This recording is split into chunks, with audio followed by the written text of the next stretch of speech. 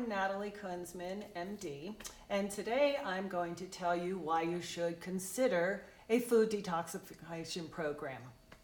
We are not talking about booze or drug detox, but there are some similar concepts in all of them.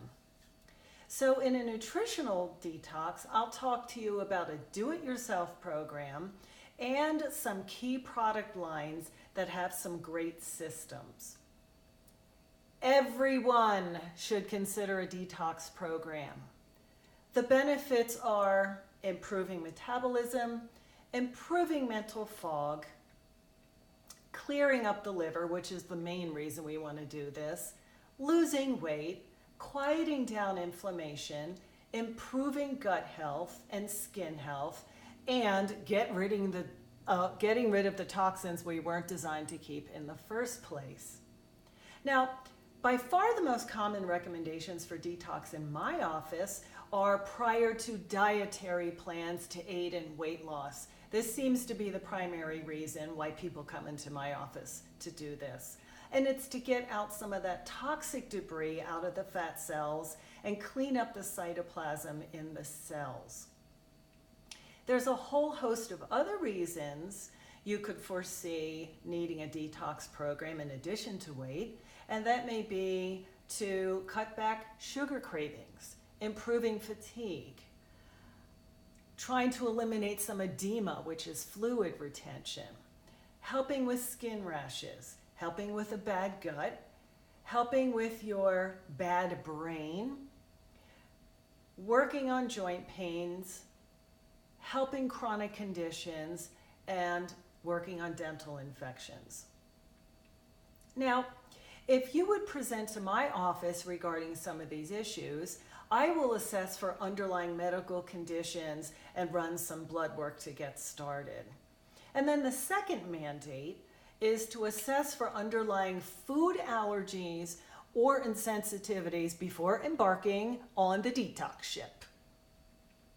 Now, all programs worth their weight will not allow processed food, sugar, diet drinks, alcohol, processed and farmed meats, dairy, and most grains. Most commonly, we are ingesting these foods that have these toxins, and then they leak from the gut and get into these areas, but the first step along the way is to the liver. And when the liver is saturated and overburdened, it will send it anywhere to store if it can't be eliminated through the gut system. And as we learned before in a previous lecture, many toxins love to store in lipids. Fat cells are storing these lipophilic toxins, and lipophilic means lipid-loving. We talked about the toxins in our obesity discussion, and the main categories are pesticides, food dyes, mercury from fish, bovine growth hormone, so that's obviously in dairy and our meats, aluminum sulfate, nitrites and nitrates, which are in the processed deli meats, amines that become high in the grilling process, brominated vegetable oils, which help keep our colors in some of our colored drinks, dioxins, and then of course we have some of the GMO vegetables in the canola, corn, soy, cottonseed, and even to some of the sugar-based ingredients. Then of course we have our trans fats, sugars themselves, which again are toxic to this human body, BPAs, and then I would like to explain about cytoplasm and vacuoles, which are within our cells. They are actually the garbage tanks, and over the years, we've accumulated so much debris that the cell stores up the toxins in the garbage cans, and that gets in the way of normal cellular functioning, which is a great reason why some people get such mitochondrial fatigue, which is part of the problem in fibromyalgia.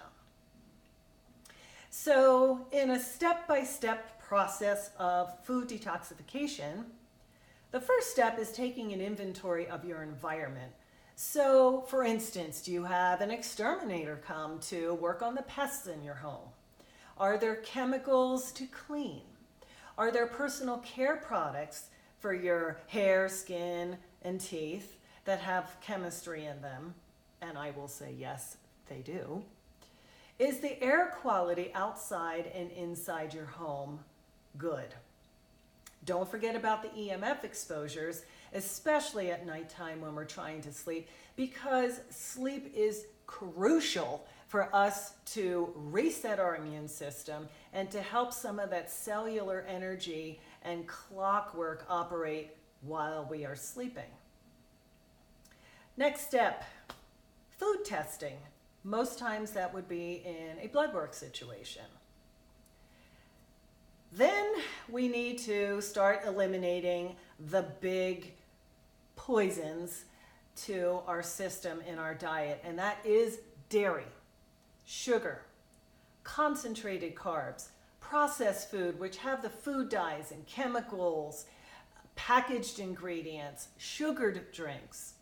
We must eliminate fast food, booze, soy, gluten. The next step would be going gut friendly in at least the first 1 to 2 days, which normally would incorporate a fast or a modified fast. A modified fast might be 12, 14, or 16 hours in between your last meal that you had at nighttime until you reset for your breakfast time, which may actually be in the afternoon.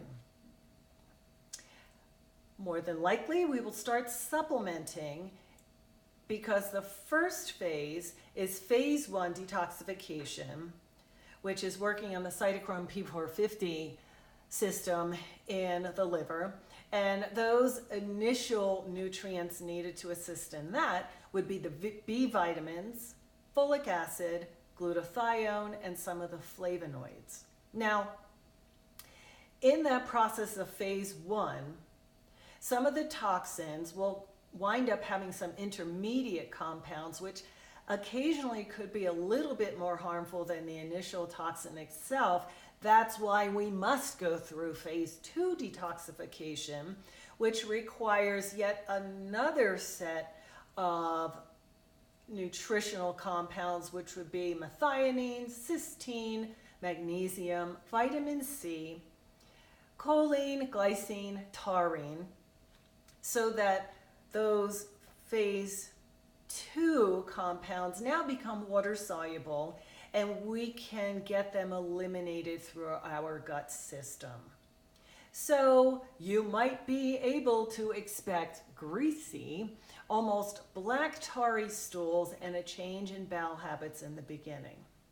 You may also feel feverish.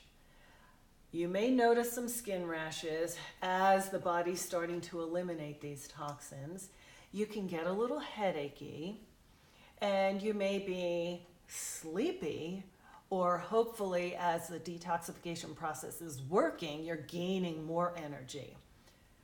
So don't forget, you are actually running a marathon internally.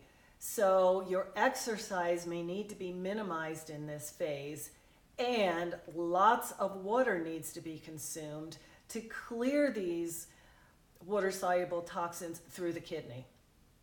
So once your first 1 to 2 week trial continues and you've gotten through phase 1 and phase 2 detoxification, now you need to continuously maintain with supplements, clean eating, and now it might be time to add in some probiotics. Now, don't forget, when you are detoxifying and getting rid of some of the junk food, you are also eliminating and killing off some of that bacteria that was thriving on that type of food, especially the sugary foods. So we may need to now add in some probiotics, consider going keto, adding in the fresh foods, and whole foods, low or no grain, no junk food, no junk drinks of any sort, and start leading a clean lifestyle.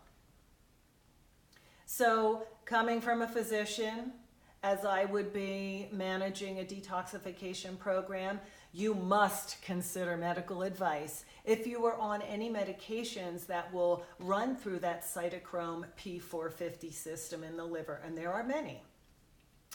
If you have liver failure of any kind or infections, you might need close consideration while you are running this program. Now, programs with a good track record, such that their products are clean, some of them medical grade, that are getting results, include Metagenics, Orthomolecular, especially their Core Restore program, Isogenics, and in a non-medical grade formulation, but superb product line for many years, is Shaklee. Now, we can use herbs to detoxify, and so these herbal extracts will assist in this process by also stabilizing the liver and continuing its repair, to also continue to release some toxic debris out of those vacuoles and cytoplasm and deliver it to the liver. And some of those will include, and my Pennsylvania friends will understand this at this point, dandelion, as we are in dandelion season, artichoke leaf, milk thistle, beet leaf, turmeric, which most of us are starting to understand, parsley, coriander, and those herbs can be ingested throughout our lives for continued liver refreshment. Now, supplements that detoxify and promote good liver health almost always have some of the herbs that we previously mentioned. Now, where do the fermented foods come in? Again, when we have altered our bacterial chemistry and want to keep promoting the good bacteria, we may want to add in probiotic help with either fermented foods or probiotics themselves, because they can help with heavy metal detoxification, and that would include things like cadmium, lead, and mercury. The leafy greens, such as the mustard greens, the arugula, some of the dandelion that we discussed, can raise our natural levels of glutathione. We cannot forget our friends broccoli, kale, and cabbage, because they not only increase the digestive enzymes, which is indole 3 carbonyl, but they also help the liver get rid of carcinogens. Berries seem to be the better of the fruits to help detoxify, but of course make sure they are pesticide free and organic based. Green tea. Now, green tea battles free radicals, which will reduce the amount of inflammation that's even getting to the liver. A Chinese practitioner may even have a whole other set of herbs that are beneficial for detoxification. There are some aggressive plans that might even consider coffee enemas, saunas, colonic irrigation, but that again may need some professional help to aid in using those strategies. Another approach, which is very simple, is to meditate. Because if we reduce our stress, we reduce the stress to the endocrine system, which will also improve in our digestive system. Now, I must also remind you that there are a few foods that if I mentioned them above and they do not sit well with you, well then they will not work well in a detoxification program for you, and this must be catered to your own personal human body. I'd also like to give just a little comment on appetite suppressants, and I do not believe there is a role for them whatsoever, because most of us are not overeating because of an appetite problem. We are typically letting so many other non-hunger triggers lead to our overeating and our improper eating, and that can sometimes be, it's time to eat. It is second or third helpings because it just tastes good. We may have compulsive snacking. We drink for entertainment and recreation. We are supersizing in America. And to that note, we have too many drive-thrus, which we are eating more calories and poor calories on the run.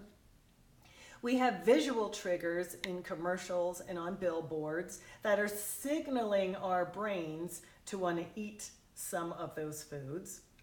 And again, this is just the tip of the iceberg when we're discussing and trying to kick off your wellness plan and to develop good wellness and eating strategies. So you can detox yearly or every 6 months, but continued clean eating will incorporate a continued flush of debris through optimizing the liver, kidney, and skin functioning to detox. And this will also keep your energetic fields, your meridians, and your chakras balanced. So, again, this is the tip of the iceberg. I would like you to share this program with those who would like to hear it. Please subscribe below. Enter any comments for this discussion or any future discussions you would like to hear about. And be well, my good friends, until we meet again.